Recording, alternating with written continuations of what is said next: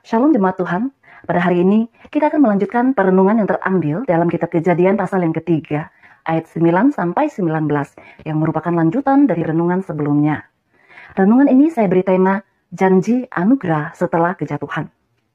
Saudara-saudara yang Tuhan Yesus kasihi, sebagai penyandang gambar Allah, manusia diciptakan bukan saja berakal dan bermoral, tetapi juga diperlengkapi dengan sifat-sifat rohani, sehingga manusia memiliki pengetahuan sejati, kebenaran, dan kekudusan.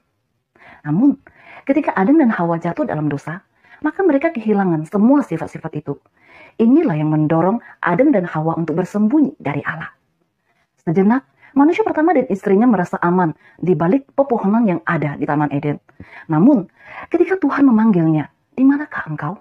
Maka ketakutanlah Adam sebab ia menyadari telah melanggar mandat yang diberikan padanya. Yang dapat saudara baca dalam pasal yang kedua ayat 16 dan 17. Saudara-saudara yang Tuhan Yesus kasihi, dalam narasi kejatuhan manusia pertama, saya menyoroti beberapa kesalahan Adam dan Hawa.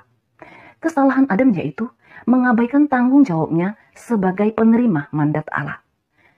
Adam juga tidak menganggap mandat yang diterimanya sebagai sesuatu yang harus sungguh-sungguh ditaatinya. Oleh sebab itulah, Adam membiarkan Hawa menghadapi si ular seorang diri. Dan Adam juga tidak mencegah Hawa memakan buah dari pohon pengetahuan tentang yang baik dan yang jahat. Lebih ironisnya, Adam sendiri tidak menolak untuk memakan buah tersebut. Dan letak kesalahan Adam yang berikutnya dapat kita baca pada pasal 3 ayat 12. Ketika diperhadapkan dengan pertanyaan yang Allah berikan, Adam bukannya mengakui kesalahannya, melainkan Adam justru menyalahkan Hawa dan Allah.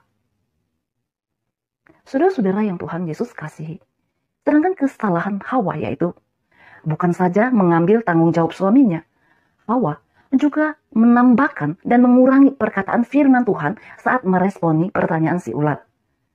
Dan juga tidak jauh berbeda dengan suaminya, Hawa pun tidak mengakui kesalahannya, tetapi menyalahkan ular yang menggodanya.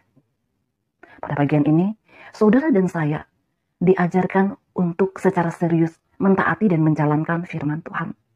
Tidak hanya sebatas mendengar. Kita juga diajarkan untuk mengakui dosa-dosa kita, bukan mencari pembenaran atas dosa yang telah kita lakukan.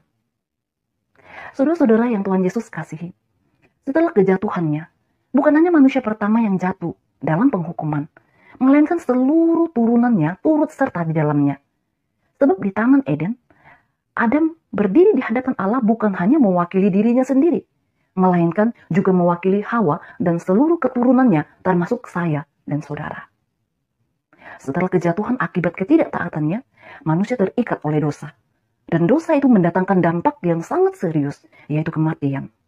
Hal ini secara jelas tertulis dalam Kejadian pasal 2 ayat 17 yang berbunyi demikian. Tetapi pohon pengetahuan tentang yang baik dan yang jahat itu, janganlah kau makan buahnya, sebab pada hari engkau memakannya, pastilah engkau mati. Saudara-saudara yang Tuhan Yesus kasihi, akibat dosa, manusia pertama-tama mengalami kematian rohani. Maksudnya adalah keterpisahan manusia dari Allah sebagai sumber kehidupan, yang berujung pada kematian kedua, yaitu kematian jasmani, di mana jiwa terpisah dari tubuh. Dan jika manusia selama hidupnya tidak mengalami pemulihan di dalam relasinya bersama Allah, maka manusia akan mengalami kematian kekal, terpisah selamanya dari Allah. Dan sebagai konsekuensinya adalah mendapatkan penghukuman kekal. Saudara-saudara yang Tuhan Yesus kasihi, melihat manusia berdosa, hidup tanpa pengharapan yang akan membawanya pada kebinasaan, maka Allah Tritunggal memberikan anugerah atas inisiatifnya sendiri berdasarkan belas kasihannya.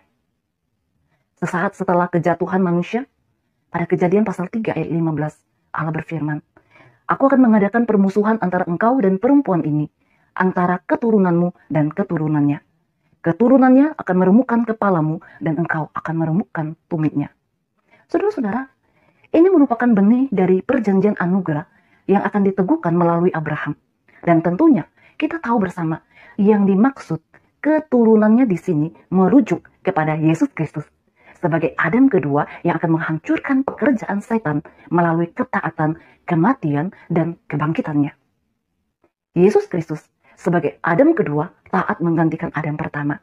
Oleh karena itu, Paulus memparalelkan Adam dan Kristus dalam Roma pasal yang kelima ayat 12 sampai 21. Saudara-saudara yang Tuhan Yesus kasihi, di akhir dari perenungan hari ini, kita menemukan satu kenyataan bahwa sesungguhnya ketika kita terpisah dari Allah, segala sesuatu yang kita miliki dan upayakan pada akhirnya akan sia-sia. Sebab di luar Allah hanya tersedia kebinasaan kekal. Hal ini seharusnya mendorong saudara dan saya untuk hidup berucap syukur dan menjadikan Tuhan sebagai prioritas utama dalam hidup kita. Sebab kita yang seharusnya binasa telah mendapatkan jaminan keselamatan yang pasti di dalam Yesus Kristus. Kiranya saudara dan saya dapat meresponi anugerah yang kita dapatkan dengan hidup dalam ketaatan dan takut akan Tuhan. Amin.